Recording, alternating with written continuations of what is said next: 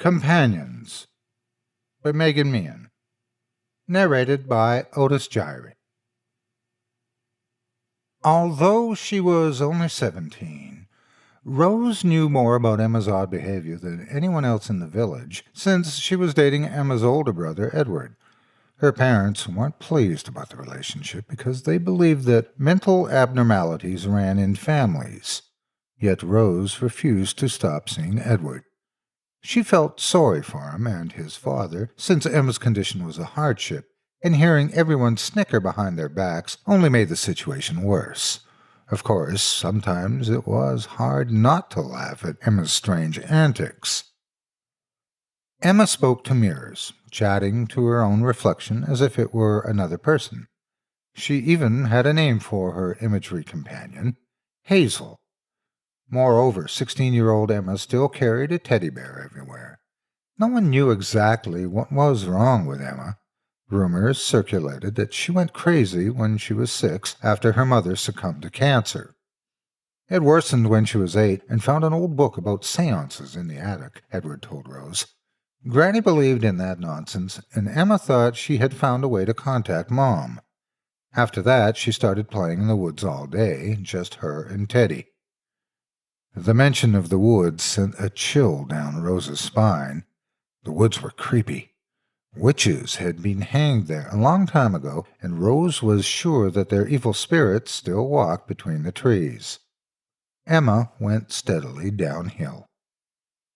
At first, she tried to hide her behavior, Edward confided, but now she's lost even that sensibility. You've seen how she walks around chattering to that mirror. She takes the damn thing everywhere.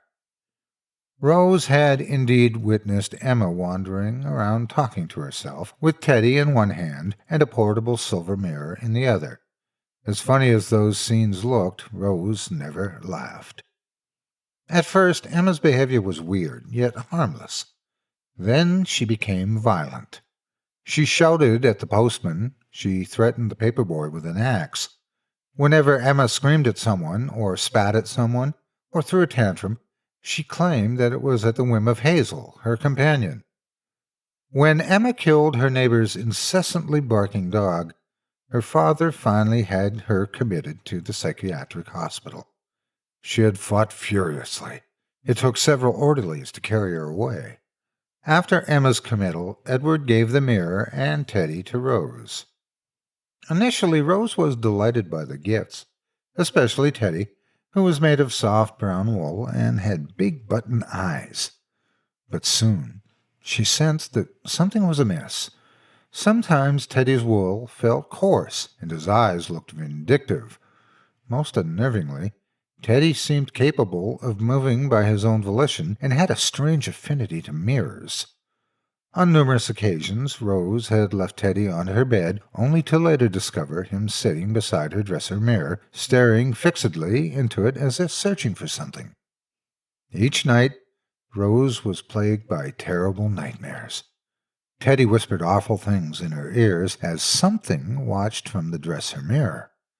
Rose would sit bolt upright in her bed, panting with panic, only to find nothing wrong. Then Emma died.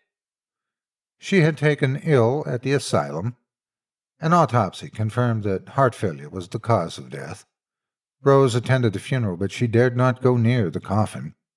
She's mad at me for taking her things, Rose thought as she stood among the mourners. That night, Rose was awakened by the sound of scratching noises outside her bedroom door.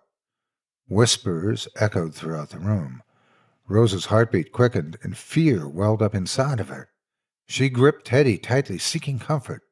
Suddenly, the bear recoiled from her grasp, turned towards her, and hissed venomously. Rose didn't have time to scream before the door burst open, and Emma, or what was left of Emma, staggered into the room. The long white gown that she had been buried in dragged listlessly behind her. When the corpse reached for her, Rose clearly saw autopsy stitches embedded in its flesh. Emma's nails were caked with dirt. She had dug herself out of her grave to reclaim her beloved bear. Rose attempted to run, but what she saw next made her stop cold. There was a witch, Hazel, crackling from inside the dresser mirror. Her ancient face was filled with malice. She called to Emma's body, controlling her in death just as she had in life, but the voice didn't come from the mirror, it came from Teddy. "Pick me up!" Emma's remains snatched Teddy from Rose's quivering hands. Instantly there was a flash of light. Then the witch vanished from the mirror. Hazel gazed into the mirror, studying her new body. It felt wonderful to be back in human form again. Rose's figure was a divine vessel, much better than being trapped in a teddy bear or wandering as a formless spirit. Hazel glanced down at Emma's corpse, which lay beside Rose's bed.